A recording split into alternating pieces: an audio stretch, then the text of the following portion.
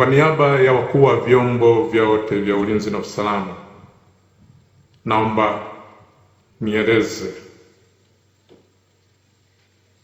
kuwa nasi tumepokea kwa masikitiko makubwa na mshtuko mkubwa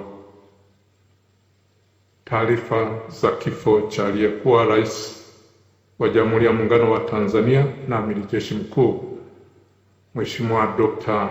John Pombe Joseph Magufuli. Kwa kweli ni simanzi na masikitiko makubwa.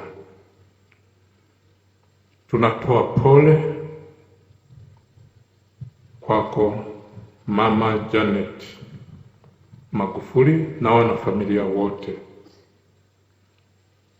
Tunatoa pole kwa Mama Samia Suluhu Hassan, Rais wetu wa Jamhuri ya Muungano wa Tanzania, kwa jinsi mlivyokuwa mnafanya kazi bega kwa bega wote pamoja.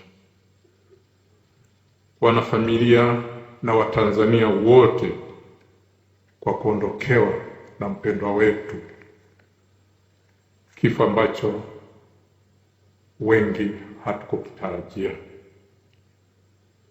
Simanzi na masikitiko hayo makubwa yalitokana na ukweli kwamba tangu aingie madarakani mwaka 2015 hayati Dr. John Pombe Joseph Magufuli kwanza alionyesha kuviamini na kuvipenda vyombo vya ulinzi na usalama kwa dhati kubwa.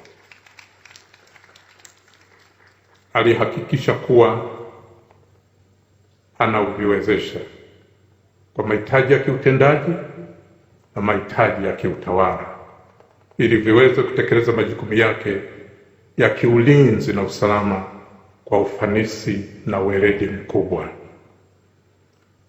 Upendo wake kwa vyombo vya ulinzi na usalama pia alionyesha kwa namna alivyovishirikisha katika shughuli mbalimbali za kiuchumi na maendeleo ya nchi yetu. Alisema, hatuwezi kuwa na vyombo imara bila kuwa na uchumi madhubuti. Hatuwezi kutegemea misaada ya kuimarisha vyombo vyetu, lazima tuimarishe uchumi wetu ili tuimarishe vyombo vyetu vya ulinzi na usalama. Na katika hali hiyo vyombo vyetu vimeshirikishwa katika shughuli zote za kiuchumi. Mifano michache